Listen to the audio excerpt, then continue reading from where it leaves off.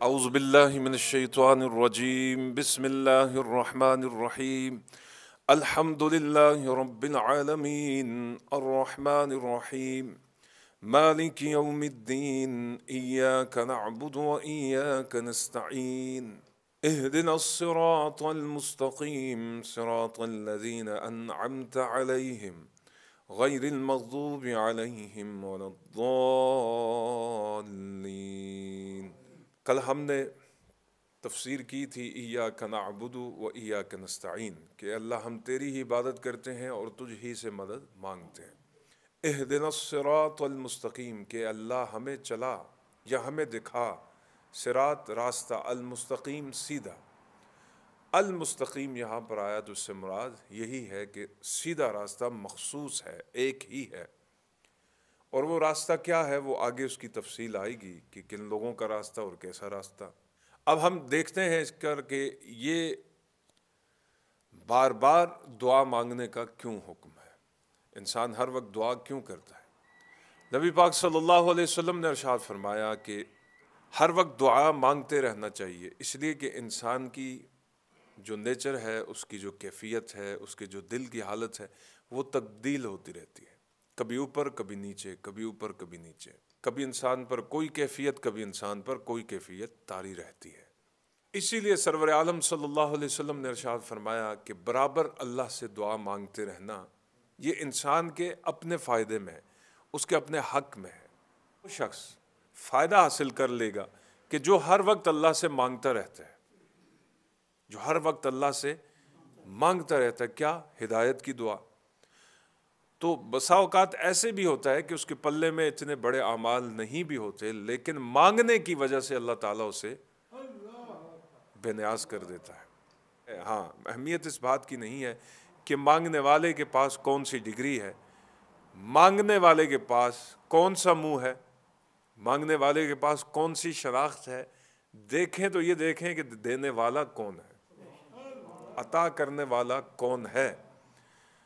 تو اللہ رب العزت ارشاد فرماتا ہے کہ میرا بندہ جس طرح سے مجھ سے گمان رکھتا ہے میں اسی طرح سے اسے ملتا ہوں، جس طرح میرے بندے کا میرے متعلق گمان ہوتا ہے۔ معلوم یہ ہوا کہ ہر وقت انسان کو مسلسل ہدایت کی دعا مانگتے رہنا چاہیے۔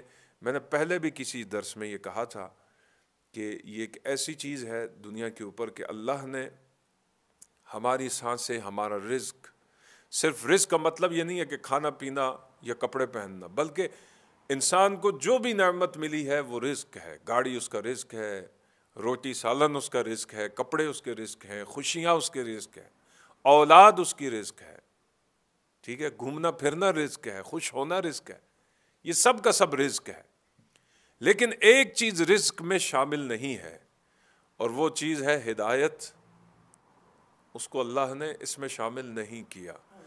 وہ مانگنے سے عطا کرتا ہے، وہ پکارنے سے عطا کرتا ہے، وہ مسلسل اس کی دعا مانگنے والوں کو عطا کرتا ہے۔ تو اسی لیے معلوم یہ ہوا کہ ہمیں ہر وقت اس سے دعا کرنی چاہیے۔ سرور عالم صلی اللہ علیہ وسلم کی محبوب ترین دعا یہ تھی، ربنا لا تزغ قلوبنا، کہ اے اللہ ہمارے دلوں کو ٹیڑھا نہ کرنا، پھیرنا نہیں، بعد اذ ہدیتنا، ہمیں ہدایت دینے کے بعد، ٹھیک ہے۔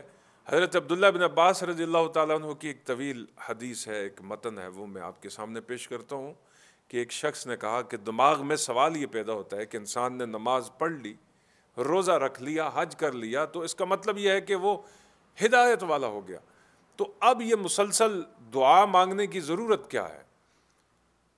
تو ارشاد فرمایا گیا کہ دعا مانگنے کی ضرورت اس لیے ہے کہ انسان کے حالات بدلتے رہتے ہیں، اس کی کیفیات اوپر نیچے ہوتی رہتی ہیں، جیسا میں نے ابھی ابتدا میں کہا۔